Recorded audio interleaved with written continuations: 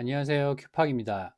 오늘은 우리가 주류 언론을 통해 받아보는 정보에 대해서 생각을 좀 해보도록 하겠습니다. 자, 지금 이 화면에 보이는 이 백인 여성은 미국의 공영 라디오 방송인 NPR, National Public Radio의 CEO입니다. 이름은 캐서린 마르고요. 그래서 이 여자가 CEO로 있는 NPR이 1970년에 생긴 미국 공영 라디오 방송인데, 여기가 공영 방송이기 때문에 한국에서는 이 방송의 뉴스가 객관적이고 공정하다고 알고 있습니다. 그런데 이 방송사가 올해 초에 논란에 휩싸이게 됐는데, 그 전에 과거에 한국에서는 NPR에 대해서 어떤 기사들인지 한번 찾아봤는데, 그 중에 하나가 이런 겁니다. 미국인들은 왜 돈을 내고 뉴스를 볼까? 여기서 NPR은 정부 지원금도 받지만 주로 청취자의 기부로 운영되고 있는데, 왜 미국 사람들은 이렇게 돈을 내고 공영방송의 뉴스를 볼까? 뭐 이런 얘기가 나온 기사입니다. 그래서 여기 보면 그 NPR의 기자가 한 말이 여기 인용됐는데, 뭐라 했냐면, 미국은 상업 매체 수가 셀 수 없이 많은 만큼 공영성을 가진 NPR에 대한 기대가 높다. 어지간한 종합 일간지 40개 정도의 구독자 수와 맞먹는 청취자들이 뉴스를 듣는 만큼 공정성을 담보하기 위해 끊임없이 고민한다. 뭐 이런 말을 했다고 합니다. NPR의 기자가. 그러니까 NPR은 청취자들이 돈으로 운영되는 방송사이기 때문에 공정성을 위해서 끊임없이 노력한다 라는 기사가 2019년에 나왔는데, 그동안 미국 뉴스를 많이 보는 한국의 지식층이나 또는 미국 전문가라는 사람들은 NPR이나 또는 공영 TV 방송인 PBS, Public Broadcasting Service, 이런 뉴스를 공정성을 위해서 많이 본다고 그런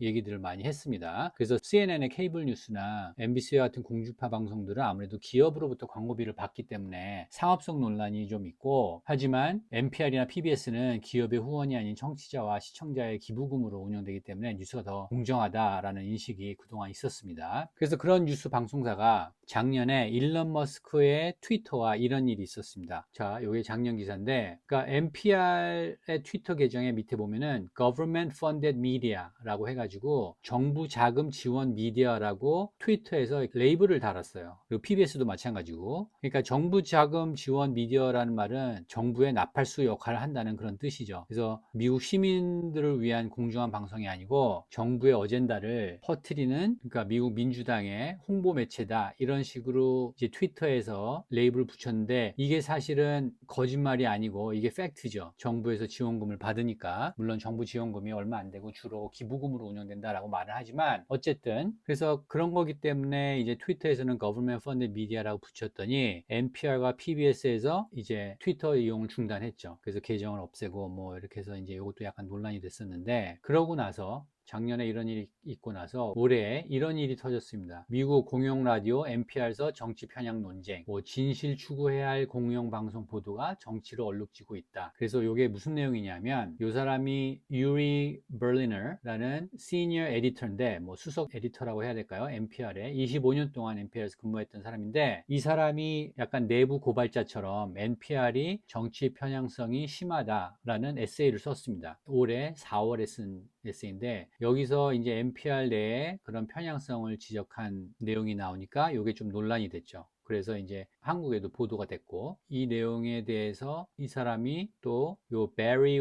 와이스라는 사람, 예전에 뉴욕 타임스 기자였는데 이제 지금은 인디펜던트 저널리스트입니다. 1인 저널리스트로 활약하고 있는데, 이 사람의 팟캐스트에 나와서 그 에세이 내용이 주로 어떤 내용인지 이렇게 말한 게 있는데, 그 영상을 먼저 보시겠습니다. Everyone knew that NPR had a liberal bent. It was like saying these days, like Fox has a conservative bent. That was obvious to anyone. But you argue that it's really gone from having a liberal bent or a liberal shading to really a bias. Here's one thing you write in your essay. You write, for the majority of your time at NPR, despite the liberal bend, an open minded, curious culture prevailed. We were nerdy, but not knee jerk activists or scolding. Ori, when did that start to change? When did the thing that everyone sort of recognized as sort of a liberal bias start to shift into something harder than that, into what you call a knee-jerk activist and even scolding quality? Well, I think it was cumulative. I don't think it was one event. I mean, I think part of it was Trump's election. I think like every newsroom, every legacy media newsroom, we were shocked, disturbed, distraught, really troubled. We assumed Hillary Clinton was going to win, and she didn't, and it was really an unsettling experience. Um, but I also think, to me, it revealed that we didn't really understand a lot of what was going on in America, that we were out of touch.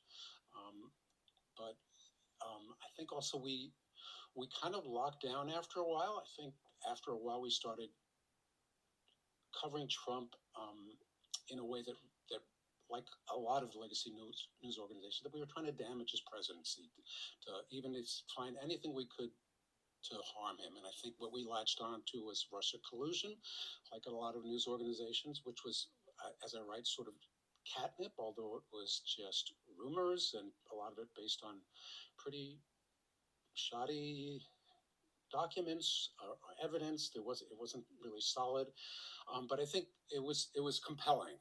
And for us, I think a lot of newspapers, use documents or anonymous sources.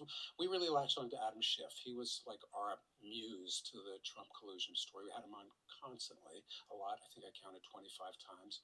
And in most of those conversations, he sort of alluded to evidence he may have had, or sort of teased out, Russia, he was colluding, or the campaign was colluding with Russia. And then the Mueller report came out, and no collusion. And, I think we sort of went to the story kind of disappeared. But to me, that was like a time for what went wrong? Why did we miss this? Despite our feelings about Trump, this is a story we should have sort of treated differently.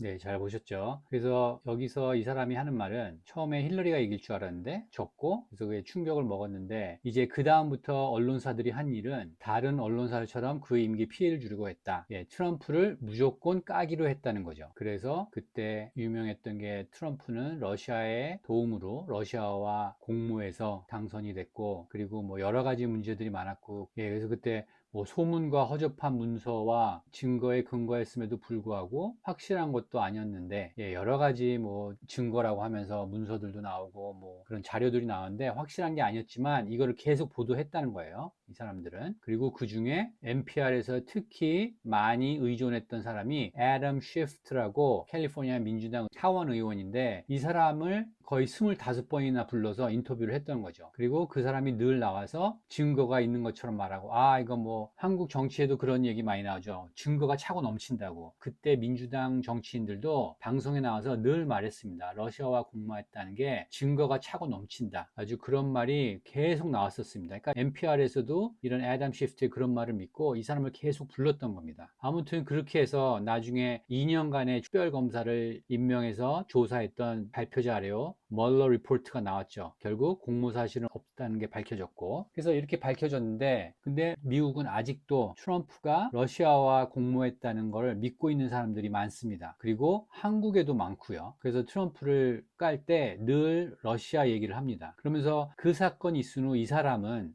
이게 뭔가 잘못된 건데, 우리가 트럼프를 물론 싫어하지만 그렇다고 공정하다는 NPR에서 뉴스를 이런 식으로 내면 안 되는데 라고, 이 사람은 이제 어떤 깨달음이 왔던 거죠. 그래서 이 사람은 그 뒤로 업무 정지를 당했다가 얼마 뒤에 회사를 나왔습니다. 이런 곳이 한국에서 공정하다고 믿는 NPR입니다. 그리고 아까 처음에 보여드렸던 이 장면은 뭐냐면, 이 NPR CEO 캐서린 마가 어느 강연에서 미국에서 표현의 자유를 보장한 헌법 수정조항 제1조, 이게 문제가 있다고 말하면서 여기서 중요한 말을 하는데, 뭐라고 했냐면, 진실에 대한 숭배는 일종의 방해꾼이다. 언론사들이 대중에게 정확한 정보와 진실을 전달하는데 방해가 된다. 이런 얘기를 합니다. 물론 나중에는 이게 너무 문제가 되니까, 월스트리트저널에서 나온 기사인데, 이 NPR CEO가 그 말은 잘못 해석한 거다. 내 의도는 그게 아니었다. 라고 또 한 발 물러서죠. 너무 그게 문제가 되니까. 그런데 이게 사실은 이 사람의 실제 생각이죠. 이 사람만 그런 게 아니고, 자, 이 사람 누군지 아시겠습니까? 미국 바이든 행정부의 기후변화 특사인 존 캐리, 예전에 민주당 의원이었고 대통령 후보에도 나왔었고 2004년에. 그래서 조지 W 부시하고 붙어서 이제 그때 패했죠. 그래서 이 사람이 World Economic Forum, 세계 경제 포럼에 나와서 이제 기후변화에 대해서 얘기를 하는 건데, 그 기후변화에 대해서 얘기하는 게 중요한 게 아니고, 이 사람이 한 말이 뭐냐면, 미국 헌법의 수정조항 제1조 표현의 자유 때문에 자신들이 펼쳐야 할 정책을 제대로 못 피고 있다, 이런 말을 합니다. 예를 들어서 기후변화 정책, 뭐 어떤 것들을 이렇게 해야 되는데 표현의 자유 때문에 예를 들어서 X에 뭐 기후변화에 반대하는 얘기들이 너무 많이 나오고 또 그거에 반대하는 또 여론이 형성되고 이러니까 자신들이 기후변화 정책을 제대로 펼치질 못한다 이런 말을 하는 겁니다. 그래서 미국 헌법의 수정조항 제1조를 뭐 좀 건드려야 된다 이런 뜻으로 말을 합니다. 그러니까 존 케리나 NPR의 CEO인 캐서린 마르나 전부 하는 말이 똑같죠. 네, 공통적인 얘기가 표현의 자유를 어느 정도 정부가 통제해야 된다라는 말이 이 사람들의 메시지입니다. 그런 사람이 지금 한국에서 공정한 뉴스를 보도한다고 알고 있는 NPR의 CEO입니다. 그러면은 NPR에서 나오는 뉴스가 어떤 건지 아시겠죠? 네, 그래서 미국에서는 이런 일들이 벌어지고 있는데 한국에서는 그걸 잘 알고 있는지 모르겠어요. 그러니까 지금까지 내용과 관련된 기사들이 보도될 때도 있지만 아까 NPR의 정치 편향성에 대한 기사처럼 그런 일들이 일어났다라는 뉴스는 전해지긴 하지만 그런 사건들의 심각성이나 그 시사점에 대해서는 별로 중요하게 생각하는 것 같지가 않습니다. 그냥 저렇구나 저런 일이 있었구나 하고 이렇게 넘어가고 존 케리가 세계 경제 포럼에 나와서 기후변화 어젠다를 미국 시민과 뭐 세계 시민들에게 이렇게 전달하는데 검열과 통제를 받지 않는 X 같은 매체들 때문에 그게 힘들다라는 식으로 말을 하니까 이게 지금 미국의 민주당에서는 이제 표현의 자유, 정보가 자유롭게 일반 시민들에게 전달되는 것에 대해서 두려움을 갖고 있습니다. 그래서 검열과 통제가 있어야 한다라는 주장을 하고 있는 거고 심지어 X와 같은 매체 때문에 허위 정보가 너무나 많이 퍼지고 있다라고 말해서 이제 일론 머스크와 X가 뭐 미국에서도 그렇고 유럽에서도 이제 공격을 받고 있죠. 그러니까 검열과 통제를 해야 된다. X를 검열해야 된다. 통제해야 된다. 뭐 이런 얘기가 많이 나오고 있습니다.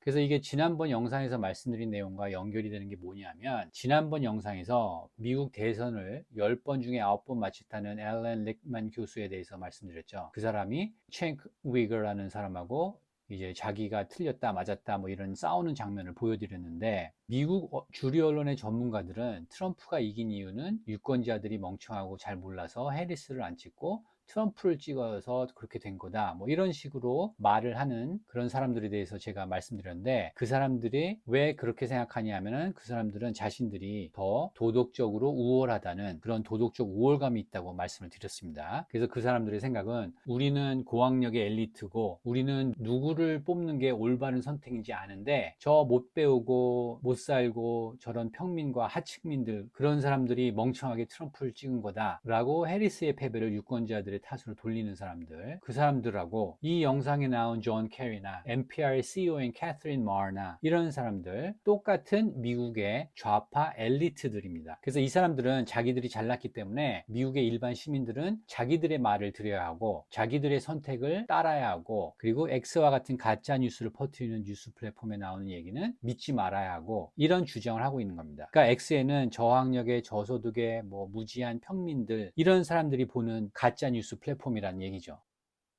그래서 자기들과 같은 엘리트 상류층 이런 사람들은 NPR이나 CNN, MSNBC, 뉴욕타임스, 워싱턴 포스트, MBC, ABC, CBS, 또 PBS, 블룸버그, BBC, AP, 로이터스, 월스트리트저널 이런 전통 있고 평판 있는 뉴스 플랫폼을 봐야 진실을 알 수 있다고 주장을 하는 거고 이런 전통 있고 평판 있는 뉴스 플랫폼을 보고 있기 때문에 자기들이 더 잘 알고 있고 진실을 알고 있다고 주장하는 거죠. 그런데 지금 미국에서 뉴스 플랫폼 1위는 어딘지 아시나요? 예, 저런 방송사들의 뉴스 플랫폼이 1위가 아니고 X가 1위입니다. 그리고 미국뿐만 아니라 다른 나라에서도 그렇고. 그래서 요즘 미국 주류 방송에서 X를 공격하기 시작한 이유가 바로 그겁니다. 예, 1등을 잡아야 하니까. 아무튼 지금 일론 머스크와 X가 주류 미디어의 공격 대상 1호입니다. 자, 그럼 여기서 한국의 대중은 어느 쪽의 말을 더 믿을까요? 이거 뭐 물어보나 마나죠, 그죠? 아까 서두에 말씀드렸듯이 한국의 엘리트 지식층은 NPR이 공영방송이기 때문에 공정하고 객관적인 뉴스를 전하는 매체로 알고 있습니다. 그러니까 지금까지 설명드린 상황에서 한국의 엘리트 지식층, 미국에 대해서 잘 아는 고학력의 이런 분들은 일론 머스크의 X와 NPR 중에서 어디를 더 믿을까요? 당연히 NPR을 믿겠죠. 그래서 한국 언론계나 지식층에서는 일론 머스크를 썩 좋아하지 않는 것 같고 아마 X는 가짜 뉴스,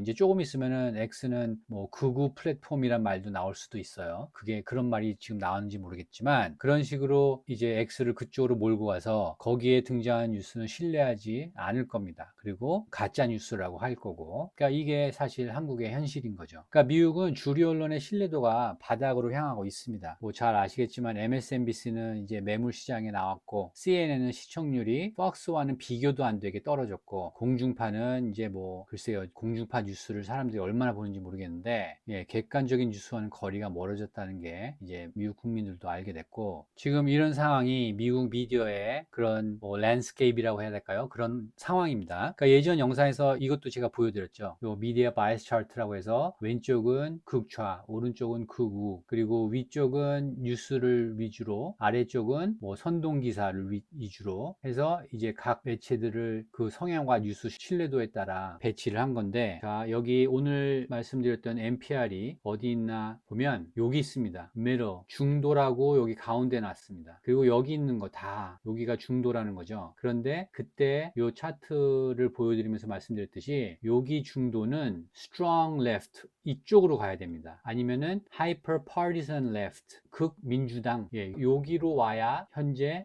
미국 미디어 상황을 정확하게 보는 겁니다. 그런데 한국에서는 어떻게 알고 있죠? 여기가 중도라고 알고 있죠. 물론 여기 뉴욕타임스나 워싱턴 포스트가 약간 좌편향, 진보 성향 매체다 이렇게 보도를 하는 거를 저도 보긴 했는데 NPR이나 또 여기가 PBS죠. 이런 것들은 그래도 공영방송이니까 공정하겠지 이렇게 생각하는 사람들이 많은 것 같아요. 한국에는. 근데 절대 그렇지가 않죠. 네, 완전 이쪽입니다. 완전. 그래서 제가 예전에 미국에서 이런 미디어 현실에 대해서 잘 아는 분한테 한번 이런 얘기를 하다가 들은 말인데, 자, 팍스는 보통 한국에서는 뭐 거의 보수, 우파, 심지어는 극우 쪽으로 팍스 뉴스의 터클 카우슨 같은 사람은 극우 방송 뭐 앵커라고까지 표현하기도 하는데, 그런 팍스가 육식주의자라면 NPR은 채식주의자고 PBS는 비건이다 이런 식으로 표현을 했었습니다. 그러니까 비건과 채식주의는 주로 좌파죠. 그리고 육식주의가 주로 우파 성향인 사람들이 그쪽에 몰려 있고, 그래서 그런 식으로 NPR과 PBS가 미국에서는 아주 심하게 좌편향 또는 극좌의 매체인데 한국에서는 그게 공정한 방송을 하는 공영방송으로 알고 있죠. 그래서 그런 말이 있을 정도로 NPR과 PBS는 그 뉴스의 편향성이 중도에서 아주 먼 좌익 매체입니다. 공영방송이라고 절대 중도, 공정, 객관적인 방송 이런 게 아닙니다. 이걸 한국에서 모르기 때문에 여기서 나온 뉴스를 믿고 뭐 X에서 뭐 이런 얘기가 나왔다 그러면 야 그거 음모론이다 뭐 이런 식으로 생각을 하죠, 사람들이. 그래서 이런 중도가 아니고 좌파인 매체들에서 한국은 뉴스를 다 받아보기 때문에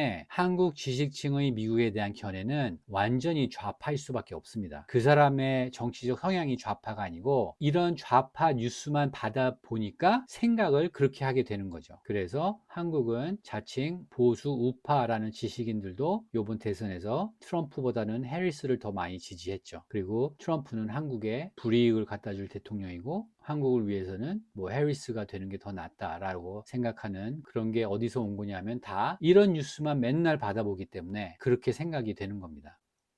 그래서 한국도 이제 미국의 NPR이든 이런 주류 매체가 어떤지 좀 알아야 될 때라고 생각하고, 지금 미국은 미디어의 아까 말씀드린 미디어 랜드스케이프이 무서운 속도로 빠르게 변하고 있는데 한국은 아직도 CNN, 뉴욕타임스, 워싱턴 포스트, 월스트리트 저널, 그다음에 NPR, PBS 이런 데서만 뉴스를 갖다 보니까 바뀌고 있는 미국을 따라가지 못하고 계속 잘못된 뉴스만 전하고 있는 거죠. 그래서 이번 대선에서도 뭐 선거 당일에도 초박빙이니 뭐 이런 얘기를 하면서 대선 예측을 제대로 못했던 거죠.